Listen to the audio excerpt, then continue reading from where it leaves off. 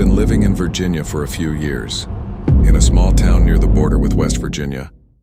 At the time this happened, I worked at a construction materials warehouse located in the Roanoke area. My shift normally ended at 9 in the evening, but on that specific day I had to stay longer because a delivery truck arrived late, and we had to unload everything before closing. By the time I finally left work, it was almost 11:30 at night. I was tired with that heavy feeling in my body after a whole day of lifting boxes and walking around the warehouse. The company parking lot was already almost empty when I got into my car. Most people had gone home a long time earlier. The air was cold when I started the car, that kind of damp cold that is common on Virginia nights, especially outside the larger cities. I turned on the heater and began driving along the road I always used to get home. It's a long interstate that cuts through very rural areas. At that hour of the night, there is almost no traffic, just trucks passing once in a while and a few isolated cars. The streetlights are spaced far apart, and there are stretches where you can drive for several minutes without seeing any town, any house, nothing except trees and the dark shoulder on both sides of the highway. After about 40 minutes of driving, I started feeling hungry and also had that need to stretch my legs a little. I knew there was a gas station open 24 hours near the exit of a small town called Bedford. I had stopped there before when coming back from work. It's not a big station. There are 2 pumps in front and a small store with those glass doors that stay lit all night. When I pulled into the parking lot, I noticed it was practically empty. There was only a pickup truck parked near the side of the store and an old sedan stopped near one of the pumps, but it didn't seem like anyone was inside. The lights of the gas station illuminated that area well, but beyond it, everything quickly became dark again. I parked beside one of the pumps and got out of the car. The cold air hit my face immediately. You could hear the constant buzzing of the ceiling lights of the station and the distant sound of a truck passing on the main highway. While I was pumping gas, I noticed someone approaching from the corner of the parking lot. It was a young guy, probably in his early 20s. He was wearing a dark hoodie with the hood up and carrying a small backpack on his back. He stopped a few steps away from me and asked if I was going in the direction of Lynchburg because he had missed the last bus of the night. I normally don't give rides to anyone. I've heard enough stories to know that it can end badly, so my first reaction was simply to say that I couldn't help. But at that moment, the guy seemed more tired than anything else. He didn't look aggressive nor upset. He spoke in a calm way, almost embarrassed. He said he was trying to get to Lynchburg because a friend of his lived there and could pick him up near one of the interstate exits. While he was talking, I noticed that the gas station remained completely empty. The clerk inside the store was sitting behind the counter looking at his phone and didn't seem to pay attention to anything outside. The cold wind made a soft sound in the trees around the parking lot, and from time to time a car passed along the main road. But aside from that, the place was too quiet. I stood there for a few seconds thinking while the gas pump made that metallic click, indicating that the tank was full. Part of me thought it would be better to simply get into the car and leave, but another part thought that I was already going almost in the same direction. I told him that I wouldn't be entering Lynchburg exactly, but I would pass by an exit close to the city. He answered quickly that it would already help a lot. He thanked me in a way that seemed sincere and walked to the passenger side of the car. Before getting in, he asked my name and I told him my name was Eric. He said his name was Tyler. His voice sounded normal, nothing strange. When he sat in the passenger seat, he placed the backpack between his feet and fastened the seatbelt. Inside the car, it was still warm because of the heater, and the contrast with the cold outside made the windows fog slightly for a few seconds. I left the gas station and returned to the main road. At first, the conversation was completely normal. He asked if I worked in that area, and I explained about the warehouse in Roanoke. He said he had spent the day visiting a cousin and ended up missing the bus back. While we talked, the road remained almost empty. Just the headlights illuminating the dark asphalt and the white lines passing quickly under the car. The radio was playing quietly on a country music station, and for a few minutes everything felt like a normal late-night drive. Nothing out of place. After a few minutes on the road, Tyler took his phone out of the pocket of his hoodie. At first I didn't pay much attention because it's normal for someone to send a message or notify someone that they managed to get a ride, but he didn't start typing. He made a call. It was very quick. He brought the phone close to his mouth and spoke quietly, almost as if he didn't want me to hear. I couldn't understand exactly what he said, only a few loose words. Something like, "Yeah, we're on the 460. Just left Bedford." Then he hung up quickly. I assumed he was talking to the friend who would pick him up, so I didn't think much about it. I kept driving, looking at the dark road ahead of the car. The heater made that constant sound of warm air coming from the dashboard. The cabin was otherwise quiet. About 2 minutes later, he made another call. This time I noticed he was looking out the window while talking. Again, speaking quietly, I heard him say something like, "About 20 minutes and we're still heading there." That began to draw my attention because it sounded more like a location update than someone simply saying they were arriving somewhere. After that second call, I began paying more attention to what he was doing. Not in an obvious way, but I glanced occasionally from the corner of my eye while driving. The road in that stretch was very dark. Trees on both sides and almost no streetlights. Tyler hung up the phone and looked at the map on the screen for a few seconds. The glow of the screen illuminated his face inside the car. He looked focused, as if he were following exactly where we were on the road. A few minutes later, he made another call. This time I heard him mention the name of a small bridge that is located along that highway. That caught my attention more because it's a very specific point on the road. When he hung up, he looked at the passenger side rearview mirror for several seconds. It wasn't a quick glance. He actually turned his body slightly backward, as if trying to see whether a car was coming behind us. I also looked in my rearview mirror, but at that moment the road still looked empty. After the third call, the atmosphere inside the car began to feel a little strange. It wasn't something that changed all at once, but I started noticing small details in his behavior. Tyler seemed more attentive to what was happening outside the car than to the conversation between us. He looked frequently at his phone, then at the road, then at the rearview mirror again. The light from the phone screen made his face look pale inside the dark cabin of the car. I tried to keep my focus on driving, but that sequence of short phone calls had already made me more alert. It didn't feel like someone simply informing a friend that they were arriving.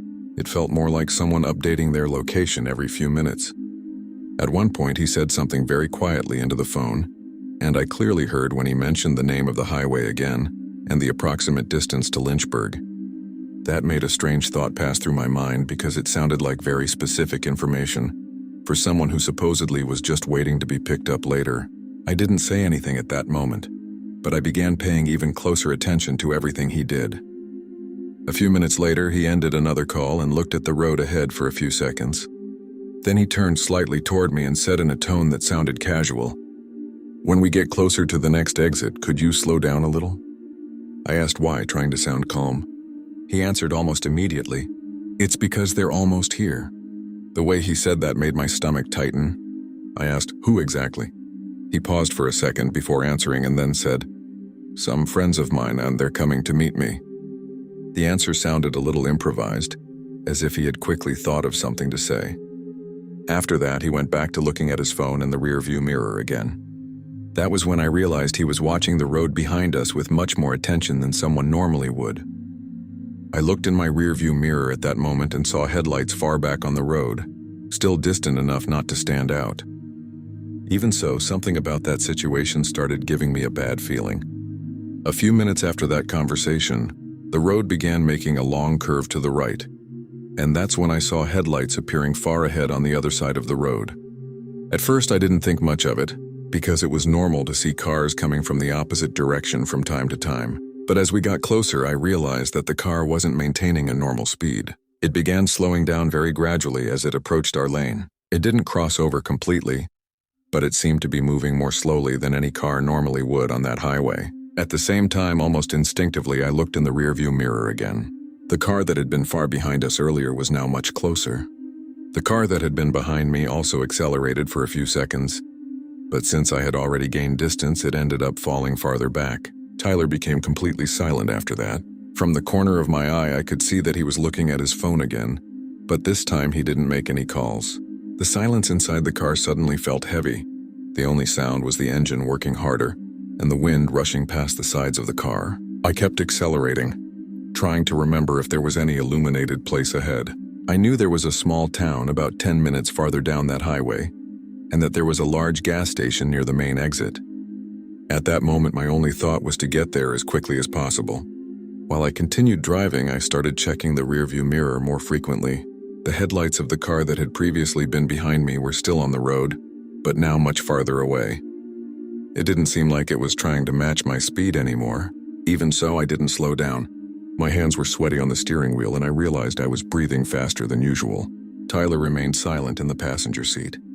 He wasn't looking at the road as much anymore. He looked at his phone for a few seconds and then simply held it in his hand without doing anything. That made me even more uncomfortable because it felt like he had been expecting something that hadn't happened the way he planned.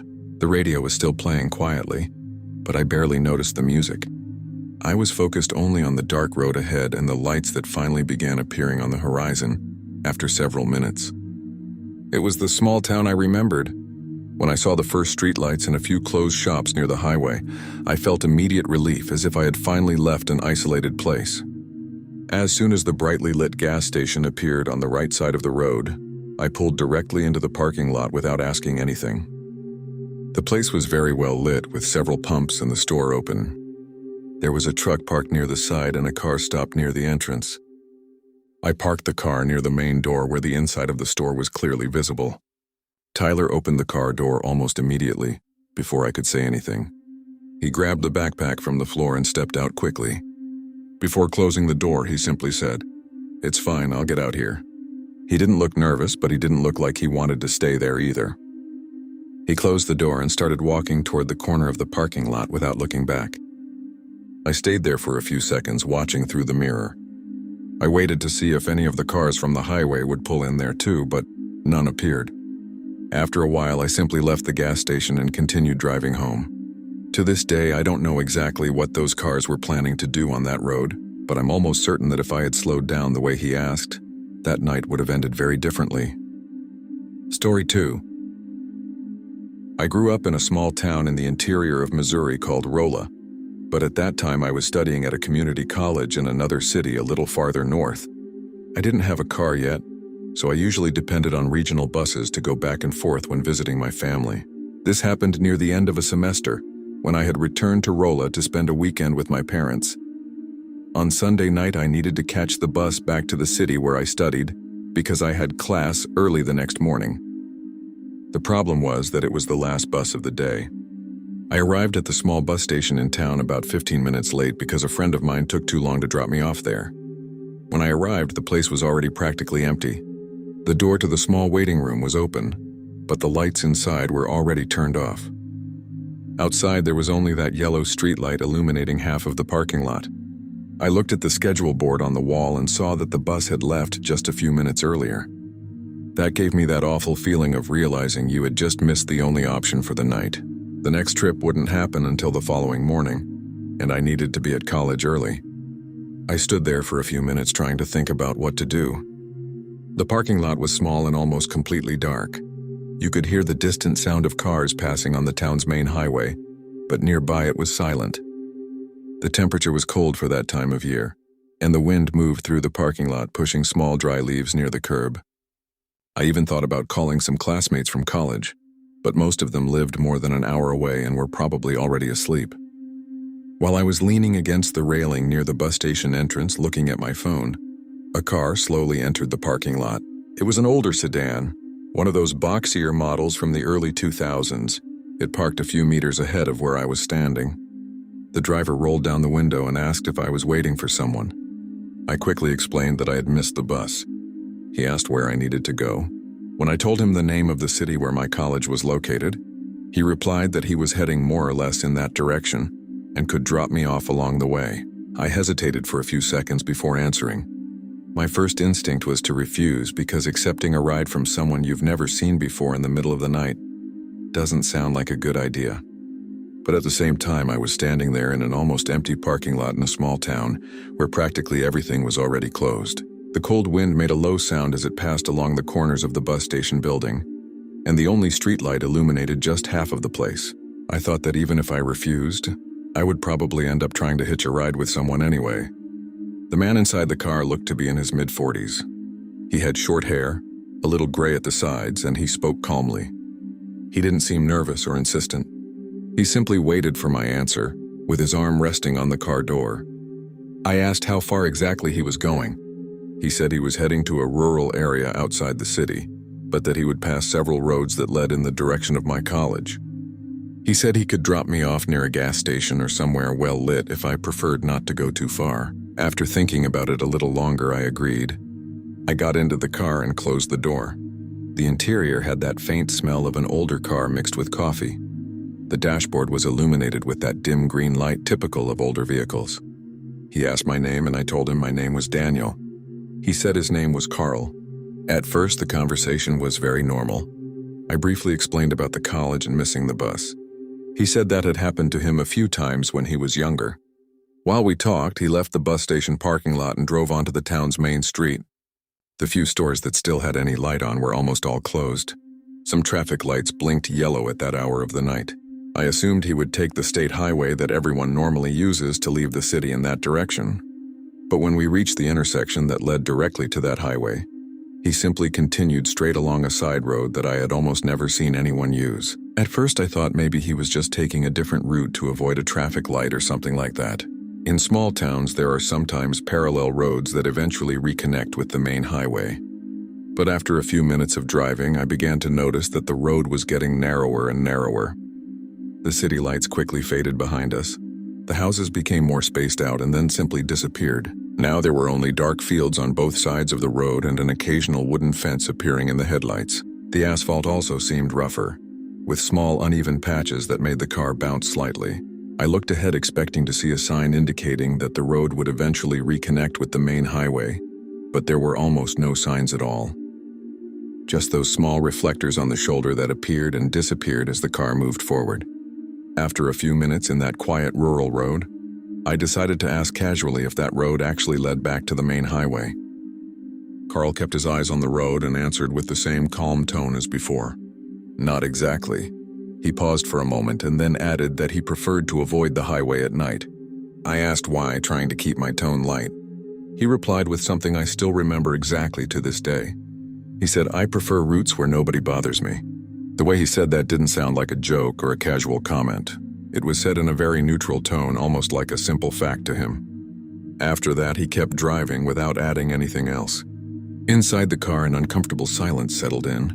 The engine made a steady sound, and the cold air slipping through small gaps in the doors made the interior feel even colder.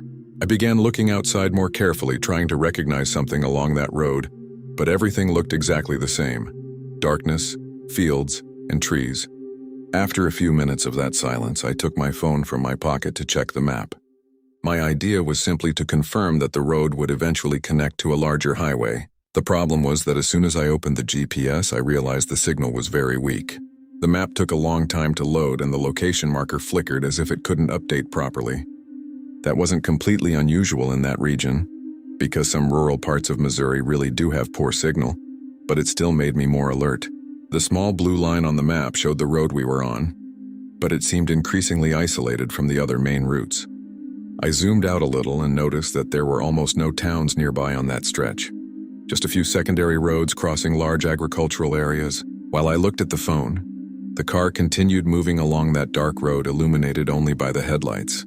Every once in a while, a lone mailbox appeared near the shoulder or the entrance to a farm that quickly disappeared behind us. That was when I noticed something else that began to bother me. Carl didn't seem lost or uncertain while driving. On the contrary, he seemed to know every curve of that road perfectly. He slowed down slightly before some sharper bends and then accelerated again, without needing to look for signs or landmarks. It was as if he had driven that road many times before. I looked again at my phone trying to refresh the map, but now the app displayed the message "weak signal." The location froze at one point on the road and stopped moving. I raised the phone closer to the window trying to catch a signal, but it didn't help. The silence inside the car felt heavier and heavier. The engine made that constant sound and the headlights illuminated only a few meters of road ahead. I began to realize that I no longer recognized absolutely anything around us. There were no streetlights, no large road signs, no visible houses in the darkness. After realizing the GPS was no longer updating, I began to feel that uncomfortable sensation that comes when you realize you've completely lost track of where you are. I tried to stay calm, telling myself that the road would probably lead to a larger highway farther ahead. Even so, I kept looking outside trying to find some reference point. Occasionally, the headlights illuminated a distant silo or the silhouette of a barn far from the road, but everything seemed too isolated. The car moved along long stretches without any curves and without any other lights visible. I also began to notice that we hadn't passed a single other car since leaving the town. No headlights in the distance, no trucks, nothing. Just that narrow rural road and the steady sound of the tires rolling over the uneven asphalt. I glanced discreetly at Carl. He continued driving with the same neutral expression as before, holding the steering wheel with one hand while the other rested on the console. He didn't look worried or in a hurry. That was when I started thinking it might be better to simply ask to get out at the first illuminated place we saw, even if it were a house or a farm with a light on. I didn't say anything yet because I was still trying to decide the best way to say it, without sounding too suspicious. At the same time, I kept trying to get a signal on my phone. I raised it near the window again and looked at the corner of the screen, hoping to see at least one bar of connection. Nothing. The map remained frozen at the same point from several minutes earlier. While I was doing that, Carl slowed slightly to make a long curve to the left. The car leaned slightly as the headlights illuminated an even narrower road entering between trees on both sides. That caught my attention immediately, because until then we had only passed through open fields. Now the trees were much closer to the road, almost forming a dark corridor. When the car entered that tree-lined stretch, the sense of isolation became even stronger. The branches leaned slightly over the road and blocked even the faint light of the sky that had been visible before. Now it felt like we were passing through a dark tunnel formed by the trees. The headlights illuminated only a few meters ahead, and beyond that everything returned to complete blackness. I looked at my phone again out of reflex, but the GPS was still frozen. Even the compass wasn't moving anymore. I took a deep breath, trying not to sound nervous, and finally said that maybe it would be better to drop me off somewhere lit if we passed a house or gas station. Carl didn't respond immediately. He spent a few seconds looking at the road as if thinking about what I had said. Then he replied in the same calm tone as always, that there was almost nothing open around there at that hour. He said those roads passed through farm areas and that sometimes you could drive several miles without seeing a single house. After that, he kept driving as if nothing had been said. The car continued along that corridor of trees and the road seemed to get narrower and narrower. At one point, we passed a small reflective sign on the shoulder, indicating a dirt road turning off to the right. Carl didn't even slow down to look. He continued straight ahead as if he already knew exactly where he was going. I began paying more attention to the inside of the car as well. The dashboard light illuminated his face from the side, and I noticed that he rarely looked at me or at the phone I was holding. His attention was always fixed on the road ahead. That gave me the impression that he had driven that route many times before. The problem was that for me it already felt completely outside any normal route between two cities. I looked again through the windshield, trying to find any sign of distant light, anything that suggested a house or building. After a few more minutes on that road surrounded by trees, I finally saw a small yellowish light far ahead. At first I thought it might just be the reflection of a sign or maybe the light from another road crossing farther ahead. But as the car approached, it became clear that it was a fixed lamp illuminating some isolated building near the road. It looked small, maybe a workshop or a simple house with an exterior light on. That immediately gave me a sense of relief, because it was the first light I had seen since leaving the city. I took the opportunity and said he could drop me off right there, that I preferred to get out at that illuminated spot. Carl slowed the car as we approached. It was an old house with a small shed beside it, and a lamp attached to the wall lighting part of the dirt yard. There didn't appear to be anyone outside, but at least it was a place visible from the road. The car stopped near the entrance to the yard. I grabbed my backpack from the floor and opened the door. The cold night air rushed into the car as soon as I stepped out. The light from the lamp cast strong shadows on the ground and partially illuminated the side of the car. I thanked him for the ride and said I could manage from there. Carl simply nodded and said, "Good luck." The way he said it was calm, exactly like everything else he had said during the ride. I closed the door and stepped back while he turned the car around to return to the road. Within a few seconds, the headlights moved away and disappeared among the trees again. I stood there listening to the sound of the engine fading into the silence of the rural road. Only after a few minutes did I realize how quiet that place was. There was no sound of people inside the house, no other lights besides that single lamp. But at least my phone had signal again, and at that moment all I wanted was to call someone and get out of there as quickly as possible. Story 3. I was driving for a ride-sharing app at the time this happened. I lived in a small college town in the interior of Michigan called Mount Pleasant. Anyone who knows these towns understands how they work. During the day, everything revolves around the university, cafes, shops, and classroom buildings. But during the early morning hours, the city becomes almost empty, especially outside of Friday and Saturday nights. I usually drove late because students often requested rides after parties, bars, or libraries that stayed open late. That specific night was a Tuesday, so the activity was much slower than usual. It was already past 2 in the morning when I was thinking about turning off the app and going home. The air outside was cold and the car windows were starting to fog a little whenever I stayed parked too long waiting for a ride. I was parked near a street with several student apartment buildings when a request finally appeared on my phone. It was a short ride, showing only a few minutes of travel within the city itself. The pickup point was 2 blocks from where I was. I accepted and drove there. The street was very quiet at that hour. A few streetlights illuminated the parking lot of a student apartment complex, and there were some bicycles locked to a rack near the sidewalk. When I stopped at the marked pickup point, I saw a man standing near the building entrance looking at his phone. He didn't look like a typical student. He was probably somewhere between 30 and 40 years old. He was wearing a long dark coat and wasn't carrying a backpack or anything. As soon as he noticed my car, he walked to the rear door and got in without saying much. The inside of the car was warm because the heater was on, and he stayed silent for a few seconds while putting on his seatbelt. I greeted him as I always do and confirmed the address that appeared in the app. It was a residential street just a few minutes away, practically within the same university neighborhood. I left the parking lot and began driving in the direction indicated by the app. The streets were almost completely empty at that hour. The traffic lights in the university area were already in nighttime mode, blinking yellow at some intersections. Inside the car, it was quiet except for the soft sound of the heater and the light noise of the tires moving over the cold asphalt. I was used to quiet passengers at that hour, so I didn't find it strange that he didn't start a conversation. I glanced briefly at the rearview mirror and saw that he was sitting upright in the back seat, looking out the window on his side.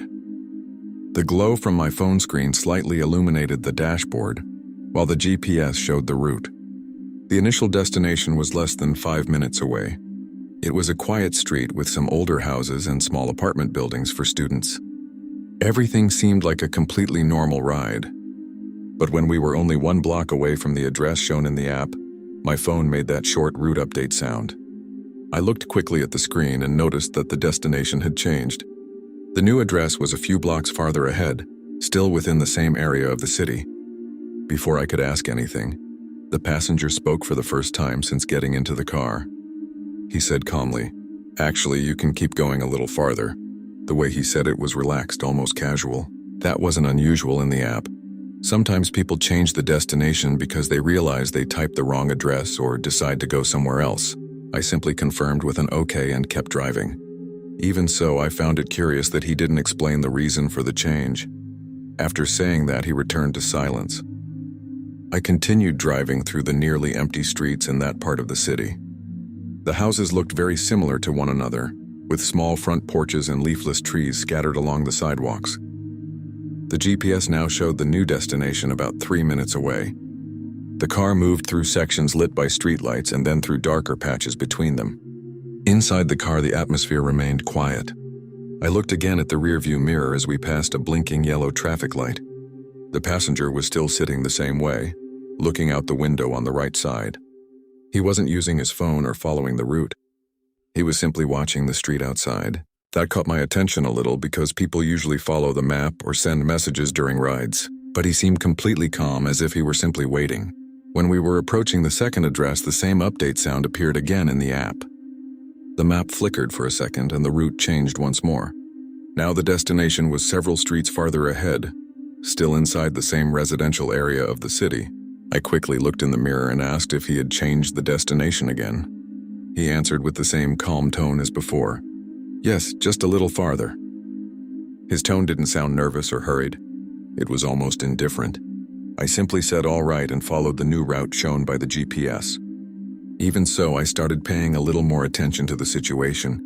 It wasn't common for someone to change the destination twice during such a short ride.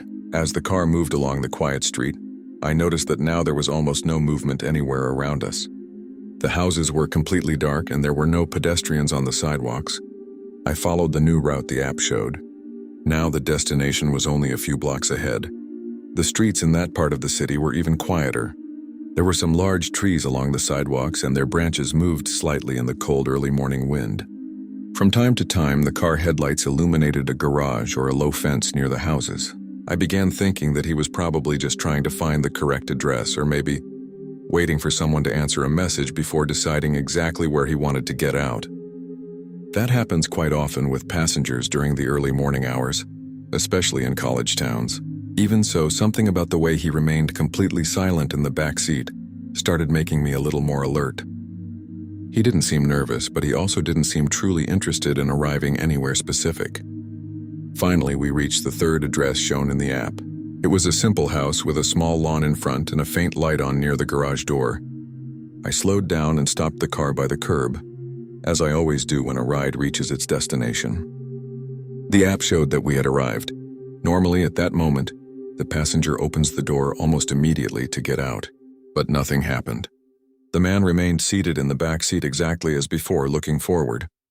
A few seconds passed and he made no movement to grab the door handle.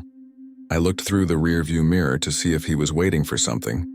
He was simply sitting there in silence. We stayed there for a few seconds that felt longer than they really were. The car engine was still running, making that steady low sound while warm air continued to flow from the dashboard. Outside, the street was completely silent. The garage light from the house illuminated a small part of the lawn and sidewalk, but there was no movement anywhere around. No door opening, no lights turning on inside the house, nothing. I looked again in the mirror, expecting that he was simply grabbing his phone or wallet before getting out. But he continued sitting in the same position, hands resting on his legs, looking forward as if he were watching something through the windshield. That began to make me uncomfortable. Normally, when someone forgets to get out of the car, you just say, "We've arrived," and the person reacts immediately. So I spoke, trying to keep a normal tone. "We've arrived at the address." He didn't respond immediately. A few more seconds passed before he said anything. When he finally spoke, his voice came out low and calm, exactly like during the whole ride. He said, "This still isn't the right place." That completely caught me off guard. I looked again in the mirror to make sure I had understood correctly. I asked if he wanted to update the address in the app again. He replied simply, "No, keep driving." The way he said that didn't sound like a question or a normal passenger request. It sounded more like a simple instruction, almost indifferent. I felt that discomfort suddenly grow in my chest.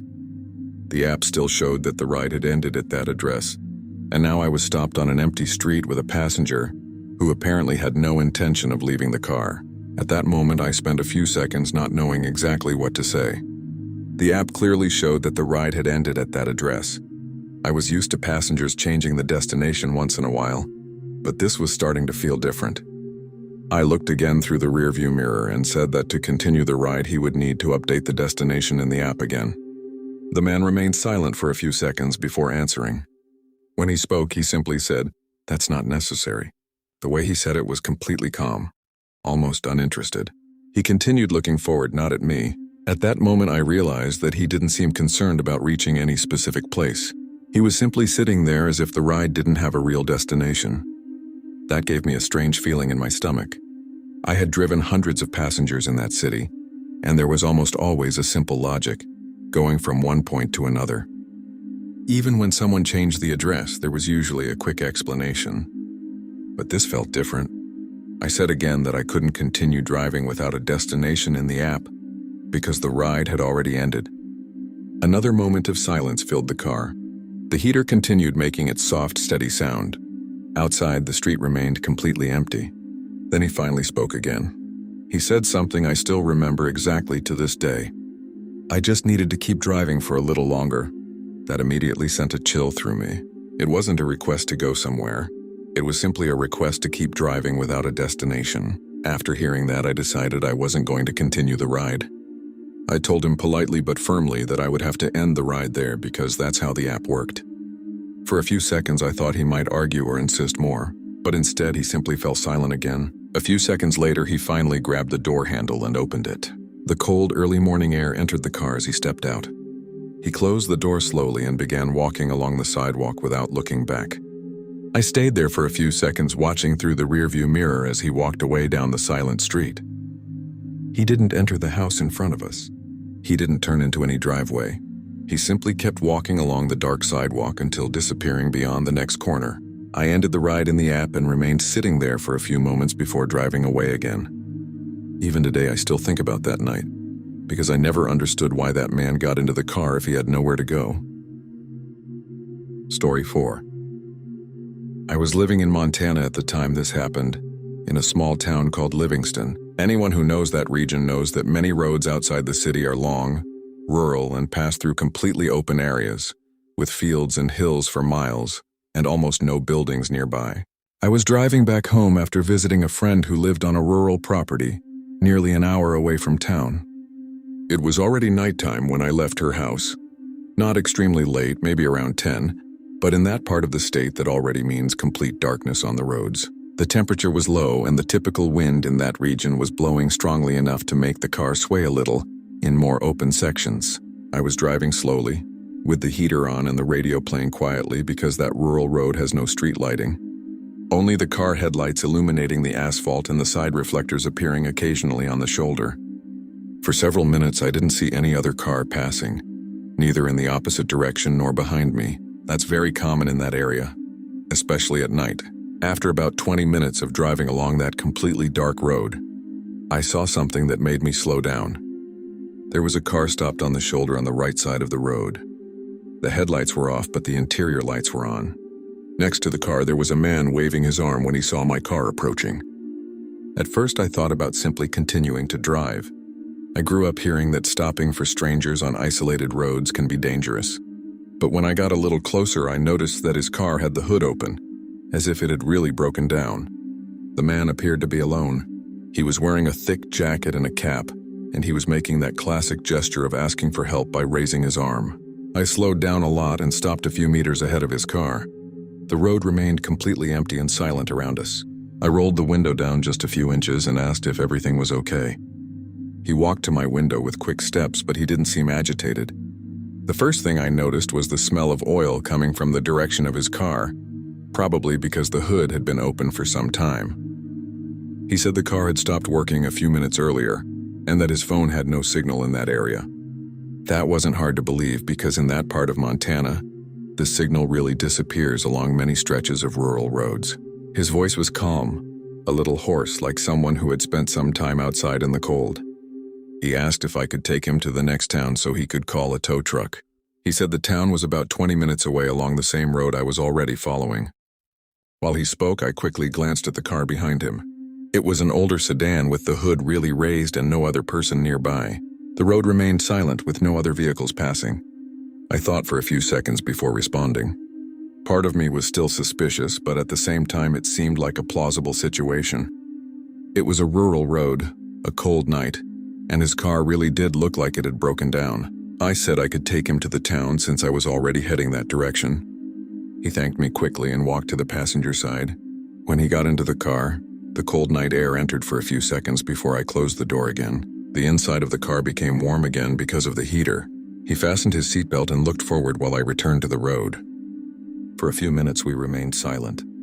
The only sounds were the car engine, the wind lightly hitting the body of the car, and the radio playing a quiet song that I barely paid attention to. The road ahead remained dark and completely empty. We drove in silence for a few minutes after he got into the car. The road continued exactly as before, long, dark, and surrounded by open fields on both sides. In some sections, there were wooden fences appearing briefly in the headlights, and occasionally a dirt entrance that probably led to a distant farm. The heater made that constant sound while blowing warm air into the cabin, and the windshield began to fog slightly along the edges because of the temperature difference. I glanced quickly at the rearview mirror to make sure the road behind us remained empty. There was no other car. The man in the passenger seat was sitting calmly, with his hands resting on his legs, looking forward. He didn't seem nervous and didn't talk much, in a way that made me feel more relaxed, because he didn't seem agitated or aggressive. After a few minutes, he finally said something. He said he knew that region well, and that there was a shortcut that could take us to the town faster. He pointed ahead and mentioned a small dirt road that would appear shortly. I looked forward, trying to identify the place he was referring to. There was a small reflective sign on the shoulder indicating a secondary rural road. It was just a narrow dirt path entering between two dark fields. I said I preferred to stay on the main road because it was the route I already knew. He calmly replied that the dirt road was safe and that many people used it as a shortcut to the town. Even so, something about that request made me uncomfortable. I said again that I wasn't in a hurry and preferred to stay on the asphalt road. He didn't insist immediately after I said I preferred to continue along the main road.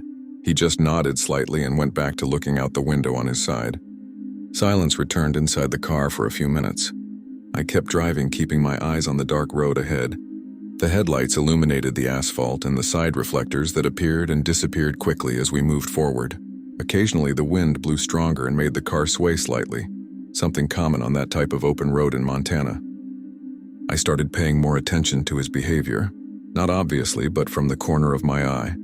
He seemed too calm. He didn't check his phone, didn't seem worried about the car he had left behind, and didn't ask how long it would take to reach the town. He simply watched the dark landscape passing outside the window. A few minutes later, he spoke again. This time, he pointed toward another road appearing farther ahead on the right. It was even smaller than the first one, practically a narrow dirt path entering between some trees. He said that was another shortcut and that it would probably take us to town even faster. The way he said it was relaxed, almost casual, as if he were simply offering a normal route suggestion. I slowed down slightly as I approached the entrance of the road, more to look carefully than to actually turn. The path disappeared quickly into the darkness between the trees, and there were no lights, no visible houses, no sign indicating where it led. That immediately gave me the feeling that leaving the main road wasn't a good idea. I said again that I preferred to stay on the asphalt. He let out a small sigh when he heard my answer, but didn't say anything for a few seconds. I kept driving along the main road while the headlights illuminated that long, empty stretch of asphalt. The wind hit the side of the car and made a constant noise mixed with the steady sound of the engine. I began to feel a strange discomfort that was difficult to explain. It wasn't exactly fear yet, but a feeling that something about the situation wasn't right. The man in the passenger seat continued looking out the window, as if he were observing every road entrance that appeared along the way. At one point, I noticed that he turned his body slightly backward to look through the rear window, as if following the road we had already passed. That caught my attention because it looked like he was checking whether I had passed the roads he had mentioned. A few minutes later, he pointed ahead again and said there was another path just ahead that led directly to an area near the town. This time he spoke a little more insistently, explaining that it was a shortcut commonly used by people who lived in the region. I looked ahead, trying to locate the entrance to the road. It was another narrow strip of packed dirt entering between two barbed wire fences. There were no visible lights along that path, just complete darkness after a few meters. I shook my head and said again that I preferred to stay on the main road. I explained that I didn't feel comfortable driving on dirt roads in the dark without knowing the area. He stayed silent after that. The inside of the car felt quieter than before, as if the air inside the cabin had become heavier. A few more minutes passed after that. I continued driving in exactly the same direction, keeping the car on the main road without slowing much when other dirt entrances appeared along the way. The landscape remained practically the same. Dark fields, occasional fences briefly visible in the headlights, and low hills in the distance that could only be seen when the sky was slightly brighter behind them. The radio was still playing very softly, but I barely noticed the music. My attention was much more focused on the road and the behavior of the man beside me. I noticed that he had stopped looking out the window and was now looking more toward the road illuminated by the headlights. That gave me the impression that he was waiting for something, although I didn't know exactly what. Suddenly he spoke again, pointing toward another road that appeared a few meters ahead. That one seemed even smaller than the others. It was practically a narrow dirt path that disappeared quickly between some bushes and a small rise in the terrain. He said that was the last shortcut, and that from there it would be possible to reach the town much faster. The way he said it was calm, but now there was a slightly more insistent tone in his voice. I didn't even slow down this time. I simply said that I preferred to continue exactly where we were. I explained that I didn't feel comfortable leaving the main road in the middle of the night in a place I didn't know. After hearing that, he became completely silent. The car continued moving along the rural road while the wind blew outside, and the headlights illuminated the path ahead. After a few seconds of silence, he spoke again, but this time his tone was different. It didn't sound like a suggestion anymore. He said directly that I could stop the car right there because he would get out. That caught me a little off guard because we were literally in the middle of nowhere. There were no houses visible, no streetlights, no crossing road at that point. Just dark fields on both sides and the empty road stretching ahead and behind. I asked if he was sure because the town was still several miles away. He simply replied that he preferred to get out there. The way he said it was calm, as if that were completely normal. I slowed down and pulled the car onto the shoulder. The engine remained running while the headlights illuminated the asphalt and part of the field ahead. He opened the door and stepped out without any hurry. The cold night air entered immediately when the door opened. I stayed sitting there for a few seconds watching as he closed the door and adjusted his jacket. He didn't look at me when he got out. He just took a few steps toward the side of the road. I thought he would start walking in the direction of the town which was ahead of us. But he did the opposite. He turned around and began walking back along the road in the exact direction we had come from. I watched through the rearview mirror as he slowly walked away into the darkness of the rural road. My car's headlights illuminated only a few meters behind me, so after a few seconds he simply disappeared into the darkness. I stayed there, stopped for another moment trying to understand it. Then I returned to the road and continued driving toward the town without seeing anyone else on that road. Story 5. I grew up in the interior of Texas, in a region between two small towns called San Angelo and Bollinger.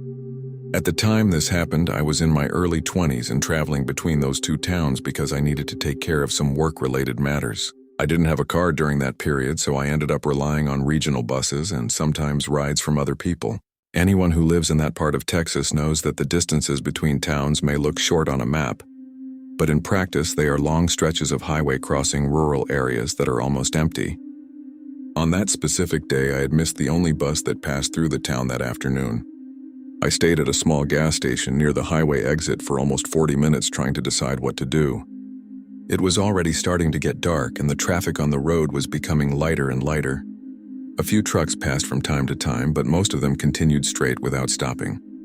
The typical hot wind of that region blew dust across the gas station parking lot and made that constant sound hitting the metal signs near the fuel pumps.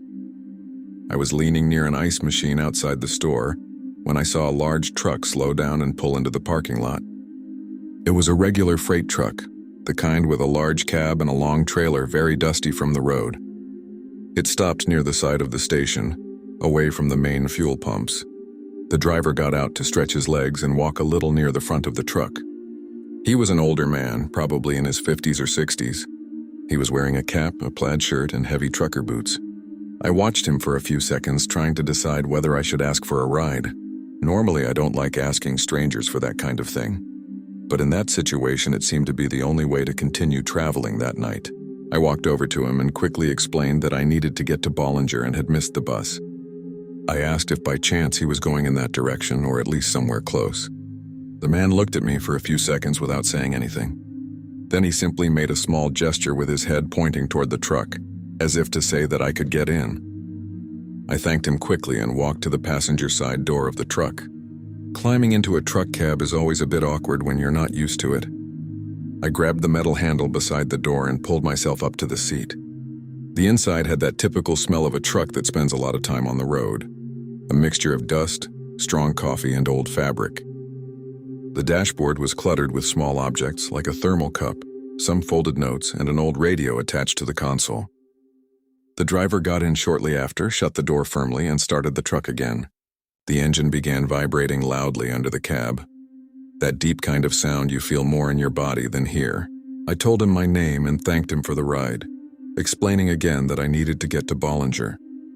He simply gave a small nod while pulling the truck back onto the highway. During the first few minutes of the ride, I tried to start a normal conversation, like anyone would in that situation. I asked if he had been traveling for a long time that night or if he had come from some distant city. He didn't respond with words. He only made another small nod, without taking his eyes off the road. That caught my attention a little, but it didn't seem exactly strange. Some truck drivers simply don't like talking much while driving, so I stayed quiet for a few minutes. The highway ahead was long and almost perfectly straight, crossing open fields illuminated only by the truck's headlights. Occasionally, another truck passed in the opposite direction, and the strong lights quickly crossed the cab before disappearing into the darkness. After about 15 or 20 minutes on the road, I tried to start a conversation again. Not because I needed to say something, but because sitting in silence inside a truck with a stranger for that long was starting to feel a little strange. I asked if he drove that route often or if he was just passing through the region that night. He didn't respond the way a person normally would. There were no words, just a slight movement of his head as if acknowledging that he had heard the question. His eyes remained fixed on the road ahead the entire time. His face was illuminated only by the faint glow of the truck's dashboard and the occasional flash of headlights from other vehicles passing. After that, I decided to stop trying to talk.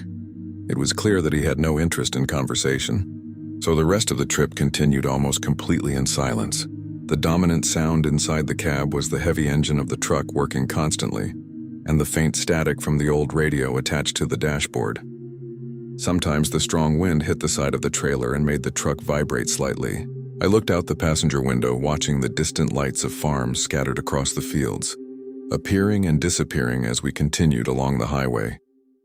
It was a dark night and the sky was completely clear, full of stars, something very common in the rural areas of Texas. Even so, that total absence of conversation was starting to make the atmosphere a little uncomfortable. It wasn't that he was being rude.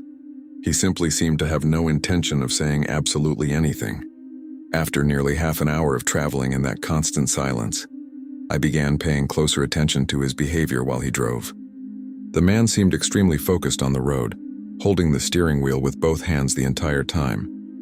He didn't touch the radio, didn't check a phone, didn't do anything except drive.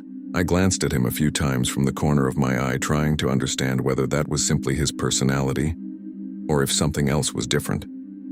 The dashboard light partially illuminated his face, but his expression remained neutral, showing very little emotion. At certain moments, it even seemed like he didn't blink for long periods while watching the highway ahead. That began giving me a strange feeling.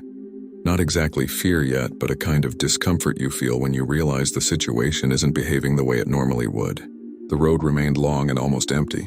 From time to time, we passed a small sign indicating some rural road branching off the main highway. But the truck always continued straight ahead. I looked at my phone to see how long it would take to reach Bollinger. The signal still worked in that part of the road, and the map showed that there were still about 30 minutes left.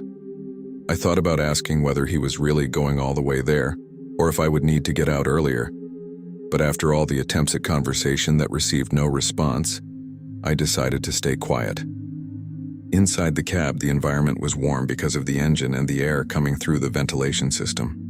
Even so, I could feel that silent tension that seemed to grow the longer we went without a single word being spoken. After a few more minutes on that straight highway, I noticed something that caught my attention.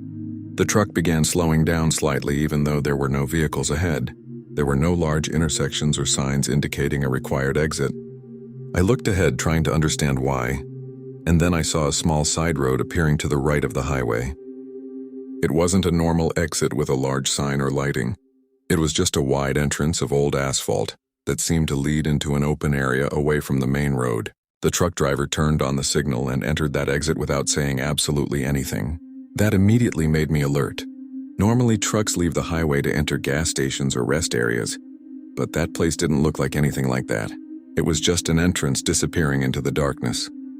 The truck continued forward for a few seconds after leaving the highway. As the headlights illuminated the area ahead, I began to realize that we were entering a large old parking lot. There were several trucks parked there, but many of them looked abandoned. Some were covered in dust, others had rusted parts and clearly flat tires. The ground was a mixture of cracked asphalt and accumulated dirt. There was no working lighting in that place, only the truck's headlights illuminating parts of that enormous parking area as we moved slowly forward. I looked around trying to understand what that place actually was. It looked like some kind of old truck yard that had been abandoned for years. The truck driver continued slowly driving through the middle of that empty space. After moving several meters into that huge, dark parking lot, the truck driver finally stopped the vehicle. He didn't say anything before stopping, didn't explain why he had left the highway. He simply slowed down until the truck came to a complete stop in the middle of that empty area. The engine remained running, vibrating strongly beneath the cab. The headlights illuminated a section of the parking lot ahead, revealing more old trucks parked in strange positions, some crooked, others with doors open. I looked around trying to identify any sign of movement, any distant light indicating that the place was still used by someone. But everything looked completely abandoned. There was no one else walking around, no sound except the truck engine and the wind passing through the parking lot. A few seconds passed after he parked, and the man remained in exactly the same position. His hands were still on the steering wheel and his eyes were still facing forward. He didn't look at me, didn't turn off the engine, didn't do absolutely anything. The silence inside the cab began to feel heavy in a way that was difficult to explain. I thought about asking why we had stopped there, but something made me hesitate. The entire situation felt too strange. The truck engine continued running, vibrating the seat where I was sitting. I began to feel that kind of tension that appears when you realize you no longer understand what is happening around you. We remained there, stopped for several minutes that felt much longer than they actually were. The truck engine continued running, vibrating strongly through the cab floor and making the steering wheel tremble slightly in the driver's hands. Outside, the wind passed through the empty parking lot, raising small clouds of dust that drifted through the headlights. I still expected him to finally say something, maybe explain that he was waiting for someone or that he needed to check something on the truck. But nothing happened. He kept looking forward as if he were watching something in the darkness that I couldn't see. At that moment, I began feeling very uncomfortable. It wasn't just the silence. It was the feeling of being in a completely isolated place, surrounded by abandoned trucks with a man who had barely spoken a single word during the entire trip. After a few more seconds, I realized I didn't want to stay there waiting to find out what was happening. The main highway was still only a few meters behind us, and the idea of returning to that road seemed much safer than staying in that strange parking lot. I took a deep breath, unlocked the passenger side door and opened it. The hot Texas air immediately entered the cab as I climbed down from the truck. The ground of the parking lot was uneven and full of cracks in the asphalt. I closed the door slowly and began walking toward the highway. The truck driver didn't say absolutely anything while I left. He didn't even try to call me back. I walked quickly until I reached the shoulder of the main road again. Only after walking for a few minutes did I finally look back. The truck was still parked in the same place with the headlights on in the middle of that empty parking lot. Story 6. I was backpacking through Arizona at that time. I was in my early 20s and trying to cross several small towns using cheap buses and sometimes hitchhiking when there was no other option. Anyone who has traveled through that part of Arizona knows how distances can be deceptive. On the map, the towns seem relatively close, but in reality, you can spend hours on a highway crossing completely deserted areas.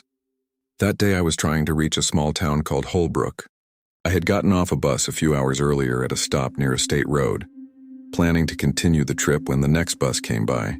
The problem was that I later discovered the next one would only pass the following morning. It was already getting late in the afternoon, and the place where I wasn't exactly a town. It was just a small abandoned gas station next to the highway, and a parking area full of dust and pieces of broken asphalt. The station clearly hadn't operated for years. The pumps were covered in rust and the windows of the store were completely dark. Some old signs were still hanging on the front of the building, but the wind made them sway slowly and hit against the wall. The highway ran right beside it, and from time to time a car or truck passed by, raising dust along the shoulder. I was sitting in the shade of one of the old pumps trying to decide whether I should set up my tent there or try to hitch a ride to the next town before it got dark. The desert heat was still strong even late in the afternoon. The air felt dry and heavy, and the only constant sound was the wind passing through the empty parking lot. It was while I was sitting there that I saw a car slow down on the highway and pull over a few meters ahead of the station. The car was an older sedan, one of those common models you often see traveling long roads in the interior of Arizona. The paint was a little faded from the sun, and the car raised a small cloud of dust when it stopped on the shoulder. The passenger door opened and the driver leaned slightly out, looking in my direction. He asked if I needed a ride. I stood up, picked up my backpack from the ground, and walked to the car. The man looked to be about 40 years old. He had a short beard and was wearing sunglasses, even though the sun was already starting to lower on the horizon. His voice was calm, almost casual, as if it were completely normal to stop and offer a ride to someone in the middle of a deserted highway.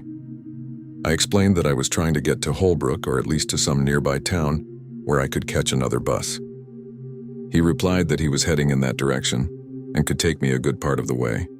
I thanked him and placed my backpack in the back seat before getting into the car. The interior was hot from the sun that had been shining through the windows all afternoon. He turned on the air conditioning as he pulled back onto the highway. Once we were back on the road, the car picked up speed and began crossing that long stretch of asphalt surrounded by desert landscape. On both sides of the road there was only dry land, scattered rocks, and low shrubs typical of that region. The sky was completely open and the sun was beginning to drop lower, leaving everything with that orange glow typical of late afternoon in the desert. During the first few minutes of the trip, the conversation was completely normal. He asked where I was coming from and where exactly I was going on that trip. I explained that I had been traveling through the state for a few days, trying to see some small towns and cross Arizona before continuing toward New Mexico. He seemed to find the idea interesting. He asked how long I had been on the road and whether I usually traveled that way with a backpack and hitchhiking. The conversation felt completely normal, like any conversation between two people who had just met during a trip. While we talked, the car continued moving along the long, almost empty highway. Occasionally, a truck appeared coming in the opposite direction, and its lights reflected quickly across the windshield before disappearing behind us. The air conditioner was now running and making a steady sound on the dashboard. I began to relax a little because the trip seemed calm. About 20 minutes passed driving along that same road. The sun was getting lower and the shadows of the low hills on the horizon were beginning to stretch across the desert. At one point, the driver commented that he sometimes preferred taking smaller roads instead of the main highway because there was less traffic. That didn't sound strange.